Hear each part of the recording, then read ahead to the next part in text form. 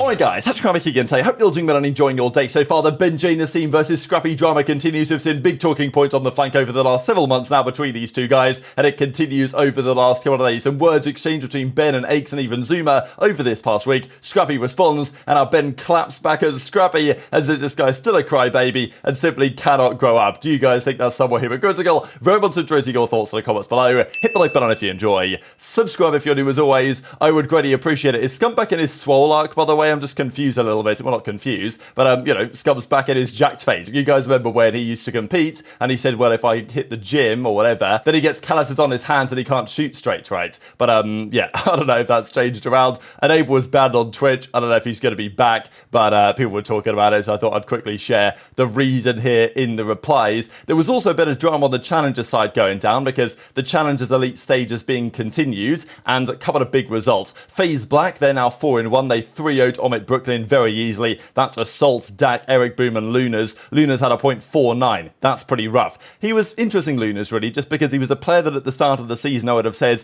there was a very good chance he got a chance in the CDL this season. He was looking really good, one of the top ARs, was considered to be a player in that flex role that could step in, as was, to be fair, Dylan Rex. Neither of those guys have got the chance. There were possibly opportunities for both of them on organizations such as the Minnesota Rocket this season. That never happened, but yeah, I mean, FaZe Black just absolutely slams them. This was another interesting one because Law Gaming, they'd been looking basically unbeatable so far this stage, but that's not how it ended up here. They got 3-0'd by Capsdal's team. Capsdal, Classic, Neptune, and Temp. That, of course, is Arcetes, Porlex, Yuli, and 2ReeAL. I think this is what Cap is talking about here, right, when he says, yeah, undefeated, I'll run their stuff, GG to those beasts, and of course, Arcetes is, you know, saying, oh, yeah, sure, brother, I'll see you on land type thing. This quickly on crazy stat, actually. Simp's KD on 100 HP COD titles and 150 HP COD titles. Now, I think there's a little bit more to it than this, but it at least is worth looking at, right? That Simp, but some players seem to be better on 100 HP games.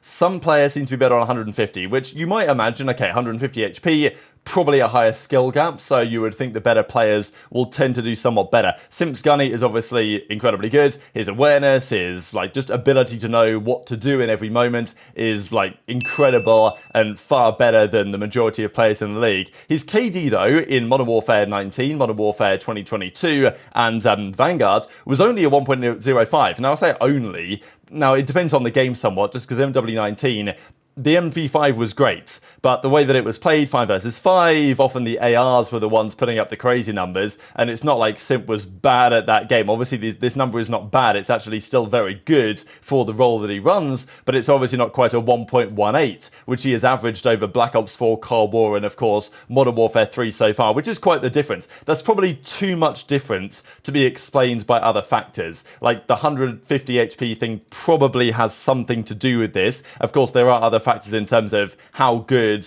you know, his teammates were on a certain particular title, and also just how much he enjoyed the game. This was always a thing with Scump when he competed. Let's say World War II, not Scump's favourite game, and he wasn't that good at it. I mean, he was good at it compared to the average pro player, but he was not that good at it compared to Scump. And what you tended to find is that when Scump was enjoying that particular COD title, was making a load of YouTube content about it, he was almost certainly the best player of the game, or right up there, right, if you really enjoyed the game. And I think for Simp, probably MW19, certainly MW2 and Vanguard, not really FaZe's favourite games, and not really Simp's favourite games either. It was certainly the thing with aBeZy, right, in Vanguard. He came off a great year in Cold War, and then in Vanguard, aBeZy just didn't have a particularly good year, and he admitted after the fact, like, I just didn't enjoy that game, and need to lock in again for the new season. That was probably also to have Simp to some degree, and if you look at the games that he's done better at, it's generally the better and potentially more enjoyable games, but of course, that is going to be rather subjective depending on your opinion. Let's talk about some of the Scrappy BenJ Nassim stuff, right, because this has been happening now for a long time. Back in April, we had some beef on this. Scrappy and Ben were going at it on the flank. Ben was not so happy about it. Then he came out the next day and said, look, if he roasts me again, he's not going to be allowed on the show, and all this crybaby cheese that was going down both ways. Scrap then responded, and it's kind of continued here over the last couple of days. So there was the flank episode, and Zuma was talking about how what Ben did for the team back in the day, because people don't really know, especially newer fans, what Ben was up to several years ago. Right? He's talked about the story being a mod in Clay's chat, and then ended up managing the FaZe team for a few years, working working at Esports Engine, doing the content stuff, and all this. So Zuma's kind of roasting him, and eventually Ben kind of claps back here a little bit and says, you know, I did more to it than that. Managing yourself and Dylan attached was not an easy job. But Zuma kind of roasted him, right? Just like, look, basically what you did was book our flights, whereas actually you're trying to pretend that you were running the whole show and doing an especially challenging job. So, yeah, Ben was kind of getting cooked there. Scrappy was reacting to it. And then Nadeshot decides to kind of go in on it and say, look, Ben, what do you think about this Scrappy guy? Are you guys going to make up? Like, you know, is the beef going to end at some point? But no, Ben's doubling down and he's not stopping anytime soon. If you don't think common sense should apply to every rule in esports, then you're part of the problem. It gets you out of sticky situations, like when your teammate I don't give a puts on a class of the band. Tom won a map. I won a map. Tom wins a map or loses a map for sure. Yes, yes, he definitely screwed. We're not on the team. He said we. He said we. I was across the ocean in Atlanta with my FaZe player losing full. I got fucking Paul texting me. I'm getting bro, like yeah. What? You have to apply common sense to rules. Bro, I swear, Ben talks about his job like he had the hardest job in the world, bro. You booked our flights, bro. Bro, you booked our flights, bro. Oh, he's getting exposed. Listen, managing the Tommy. He was a team manager. He was a team manager, bro. He got us snacks and he booked our flights, bro. Wait, hold on. Scrap unfollowed you on Twitter? Yeah, that's soft as baby shit, bro. And he meted me on Team Speak. What did you say to him? Nothing. He was just crybabying for the show. Oh, damn, he got sensitive and shit. And you just doubled down. I fuck with that. I fear he needs to learn to grow up. It's all good. Oh my god. Oh shit, BenJ. Okay. Yeah, you got Trouble in Paradise. Okay. Oh, you got the King's Guard watching in the call. You're confident. Oh yeah, dude. Oh yeah, you got the I've been saying ready to back same shit all week, bro. Fremen to get Scrap. Yeah, no, double down on it, BenJ. BenJ is on Scrap's ass. I'm here for that shit. Yeah, bro. Scrap needs a fucking a rude awakening, dude. Yeah. Really? Okay. Yeah. Okay, No, so for we're sure. all on full And I want okay. it's got to be worse than that finals versus OpTic. That was like the appetizer of the awakening. This is gonna be the entree. BenJ's reckoning, dude. You getting in the H? I kind of can't. Because when me and Drazah are in 8s together, it kills 8s. It just turns into like chows. So like that's the problem. Smokes are brutal, dude.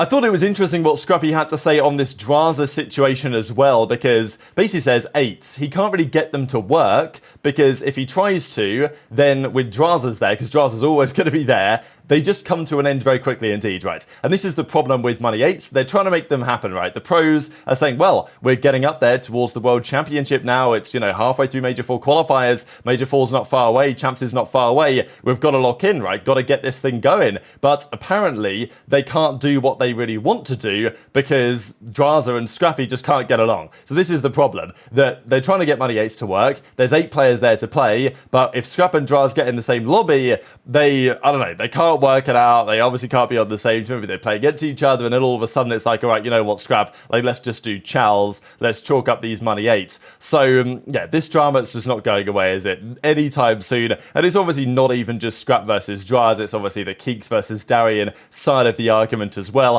What do you guys think about this as well that Nadeshot had to say on the age restriction in the CDL? Because let's say back in Nadeshot's day, as it were, the age restriction wasn't really a thing outside of the World Championship. I talked about this not long ago, that players like Hook and TJ and Temp and Envoy and Kenny and all of these guys, when they were competing back in Advanced Warfare, they could compete at 15 years of age. That then was no longer possible, and there was the age restriction brought in with the start of the CWL in Black Ops 3. You had to be 18 to compete. Now, the game has always kind of been 18, but even, you know, I'm pretty sure, right, even pre-CWL. But I guess if you've got like a parent or something to sign a waiver that says, look, I'm happy for my son to do this, then surely it shouldn't be too much of a problem. So Nadeshot says, and obviously this was the case famously with the likes of Simp and Illy and those other guys, they weren't quite old enough really or ready ready enough to compete in, let's say, Advanced Warfare, but Black Ops 3, they were good enough. I mean, Simp was absolutely good enough in Black Ops 3 to compete in the CWL, but he was not 18 for another couple of years. So, you know, it was well known that Simp, iLLeY, Cellium, those guys were going to be really deadly when they eventually came into the league, and of course that's what we saw. But what kind of damage could Simp and iLLeY and those boys have done if they were allowed in earlier? And, you know, how much would they have achieved today if they were able to compete from the time they were 15? Because, for example, Scump, he was competing in Black Ops 1 when he was like 14, 15, and then, you know, he was playing basically every year after that. Modern Warfare 3, Black Ops 2, and then he turned 18, and of course after then it's fine. So Nadeshot's point of view is, there's players out there that are good enough to play, but they're not able to compete because they're not 18. And also, I think one of the issues nowadays is that Warzone, I guess, is fine. Like, you can play it. So let's say you're a talented COD kid and you're 14, 15. You can't play in the CDL. Sure, you can play some search and destroy chals, but if you want to make actual money and play something competitively, you're probably going to go and play Warzone competitive, or you're probably going to go play another game competitive that you can play before you're 18. So when you are 18, you're not even playing competitive COD anymore. So I think there's something to be said for having a better ecosystem, for allowing younger players to come up, and of course this certainly applies to challengers as well. So Nadeshot says it's pretty stupid. It might be something they need to look at in the coming seasons because, you know, there's always the question, isn't there, on the talent pipeline? Where are the next players coming from? Is there a good next batch of Call of Duty players coming up following this one? And we kind of wondered that when Scump was about to retire, when, of course, Crimsix and Fummel were about to retire, and then all of a sudden you get guys like Scrappy and Drazah, they come out of the woodwork, and, you know, talented players with lots of drama to bring to the table as well. So I'm never really worried about the future of the COD scene, but I do think that there is something to be said for Nadeshot's point of view on this. Intrigued to your thoughts as well on this. Just to close out the video, as OpTic Gaming say, what are you going with out of these options? Now, this, I'm not gonna lie, is so difficult for me to choose that I almost don't know really where to begin. The old heads are gonna say, you know, the M16 or the ACR, or maybe even the Black Ops 1 for mass. Not personally my favorite.